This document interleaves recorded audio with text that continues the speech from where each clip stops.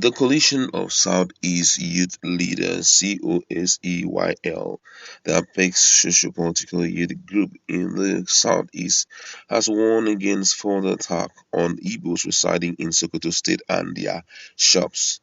It has been earlier reported that pandemonium broke out in some parts of Sokoto State on Saturday following a violent protest by Muslim youth who stormed the streets to demand the release of the suspected killers of Deborah Samuel. Recall that Deborah, a 200-level student of Shehu Shagari College of Education, Sokoto, was lynched on Thursday for allegedly insulting Prophet Muhammad. After outcries across the country condemning the incident, some of the perpetrators were arrested by the state police command. Angered by the arrest, a large number of Muslim youths stormed several streets, destroying churches and shops belonging to ndigbo's. Reacting to the development, COSEYL, in a statement by its President General Goodluck Ibem, warned that any further move to attack Igbos and their properties will cause them to take dangerous actions. According to the statement, and I read, it said these attacks on law-abiding and innocent Igbo businessmen who have done nothing wrong to warrant such vicious and barbaric attack on them is uncalled for, and we condemn it in its entirety. We want the Sokoto Indegenes to stop the attack and destruction of Igbo properties and goods forthwith. We want these miscreants to know that nobody has the monopoly of violence. They should stop or else they will see us soon. The same way Igbos are living in Sokoto doing their legitimate business is also the same way Sokoto Indigenes are living in the south doing their businesses. The coalition called on the Sokoto State Governor Aminu Tambuwa to immediately arrest and prosecute those involved in the destruction of Igbo properties and churches. Now, this issue has started escalating, though officially we heard that everything about the protest in Sokoto State ended by 3 a.m. But still, a lot of people can't forget the harm that have come to them. Now, first of all, it's important for the people who are at least elites in Sokoto State or elder statesmen, whether you are renowned or you are not renowned, but it's important for you to take up that responsibility of instructing these youths. I don't know what they actually teach them, you understand, that makes them go this violent, but it must be accepted and settled that the Ndigbos were not part of the blasphemy story that we are hearing. And also, Nigeria is a country that everyone has the right to stay wherever he feels like staying, irrespective of his religion, irrespective of his ethnicity, and all of that. And for that reason, someone coming to stay in your place, helping to develop your place, helping to pay taxes and all of that should not be a crime unto him. Let us say bygone be bygone. At least they've gotten those people who were involved in that nefarious act. But then it shouldn't be an opportunity for youth who are hoodlums to take to the street and start stealing from people.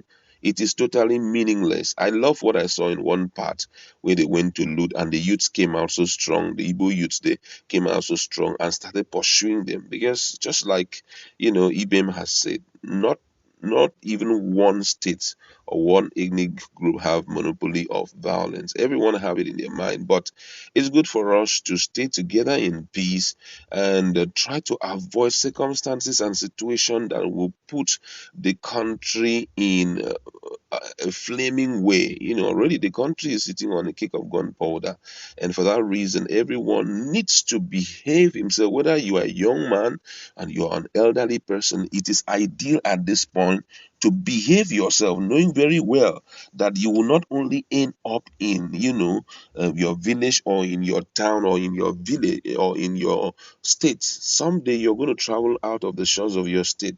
Always put yourself in that shoes. If I travel out and I'm giving the treatment I'm giving to someone, that's the same treatment meted out to me. How would I feel? I mean, what happened to Deborah yesterday was a heartbreaking one for everyone, whether you are a Christian or you're a Muslim, everyone who is, reasonable and sensitive to things like that will cry over the soul of that young lady being martyred at this age. But then it has happened and it has happened. Every of the elder statesmen in the north should warn their people not to continue in that particular, line of behavior. What did the girl do? Just a normal thing. And the most shocking aspect of it, they just came out from fasting. Someone asked a question: is it that what is taught here is not the same thing that they teach in Dubai, where everybody is living in harmony? We hardly hear stories like this and all of that. You will see them, you say they are liberal people, they don't know anything and all of that. But you realize that their society is best, is better than what we have here. So I feel that even those who call themselves literates, when it's time for to teach them about these things, it should be done in a mature way. And the most shocking aspect of this thing is that it didn't happen in the marketplace. Neither did it happen, or maybe neither was that action taken by the boys on the streets. Oh, it's area boys. They have no deep knowledge about. These were students. And you're just wondering if in 2022, which is this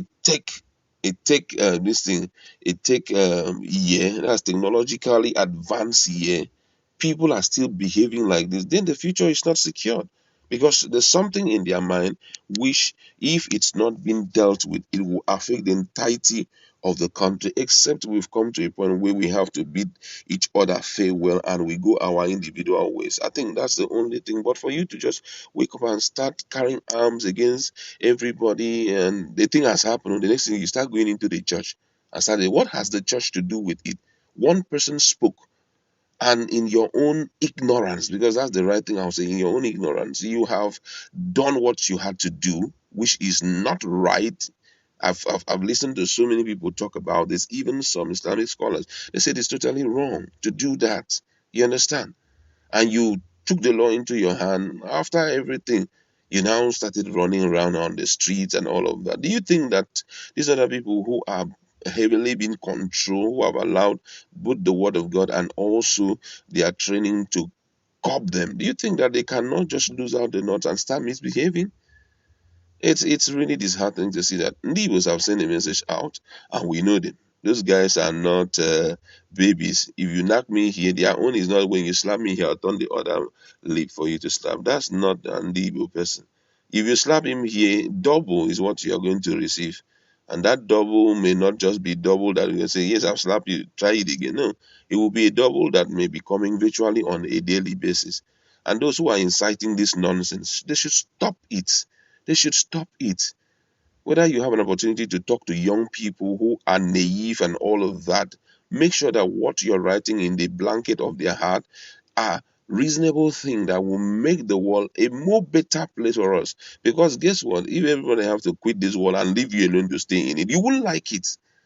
God has a reason why He had to make me to love my religion and make you love your religion, and made us talk differently and reason differently and all of that. So for that reason, we need to cop this. Nibos have seen the message, and I pray that nothing will escalate that violence again, and Nigeria will be in peace once again. That's where I would like to leave it. Go to our comment section.